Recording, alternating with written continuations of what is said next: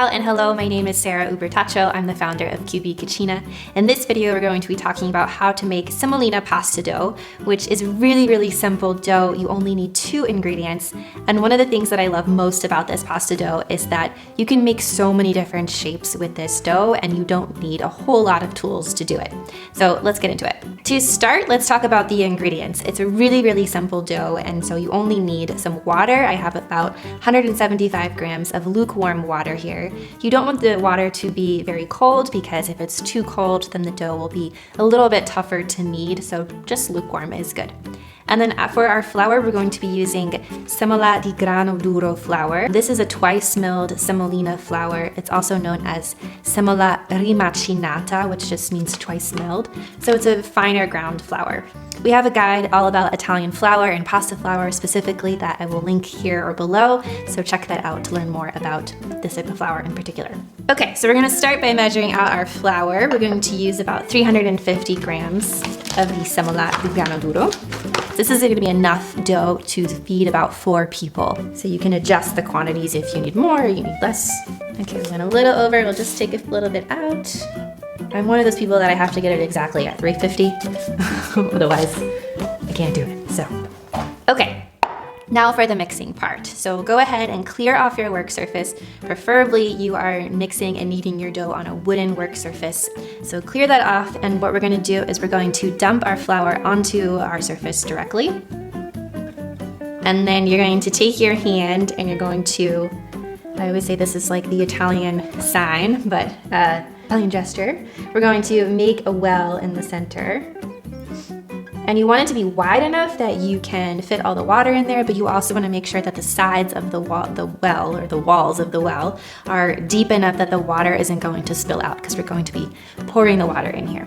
And we're going to take our water, again, this is 175 grams, and pour it in slowly.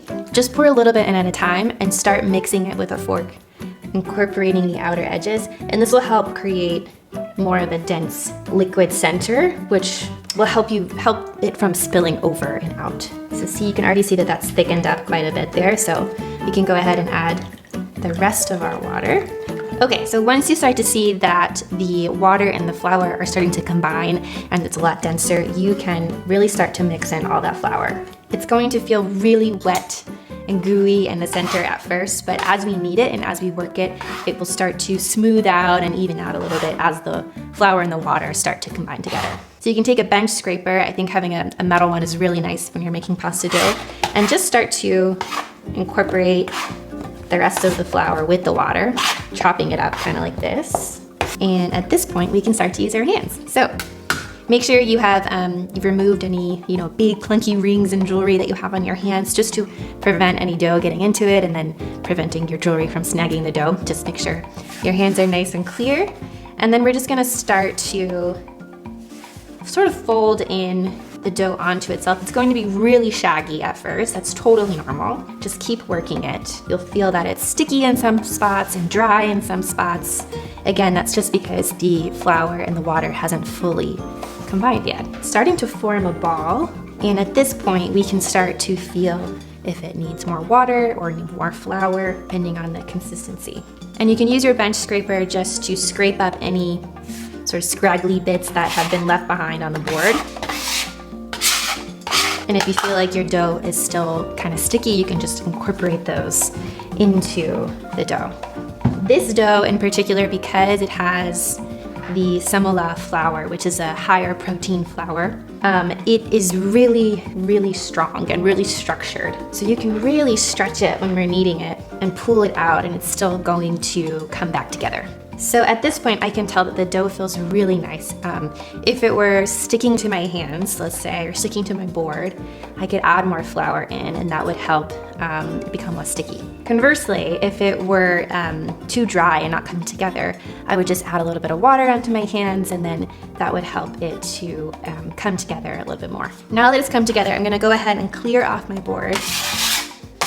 This is a really important step because you don't want any of those little bits of dough to get into your mother dough here, because it can start to tear and snag your dough. And let's talk about the kneading technique. So you're going to really roll out your dough into a log, and then From there, turn it 180 degrees, and using the palm of your hand, you can sort of roll it up slowly and stretch it out, pressing down and out, like that.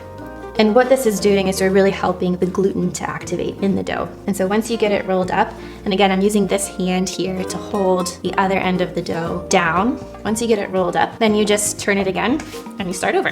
You do have to put a little bit of force behind it. This is why Italian grandmas are so strong, and their arms and their wrists are so kind of big and tough, because they're kneading pasta dough. And as you knead it, you'll start to feel that it's not as gritty, it's smoother, almost like Play-Doh. You can see how sort of stretchy it is. So again, as we knead it, it's gonna become smoother and smoother.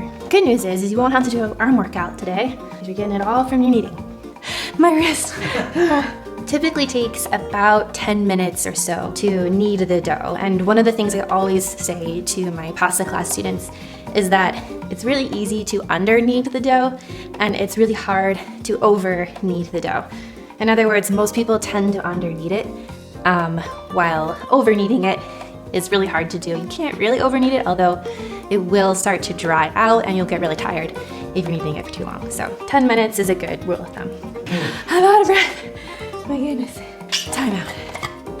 When you think you're close to done, you can start to form a ball. And the best way to do that is just to take your log and fold it in, turn it again, more of like a traditional kneading technique. And how do you know when your dough is done? Well, it will be very homogeneous in color, so you won't see bits of flour or streaky bits of dough, so not too sticky, but not too dry either. When you put a finger in it, it should bounce back slightly. And that's kind of how you know that the gluten has been fully activated enough for the dough to work. At this point, we're going to let the dough rest. We're going to cover it with some plastic wrap or a bowl to keep it nice and moist. We don't want it to dry out. Oh God, the plastic wrap. Someone please invent something better than this. Cover up our dough baby, and we'll let it rest for at least 30 minutes, and then we'll come back and shape it. That's it.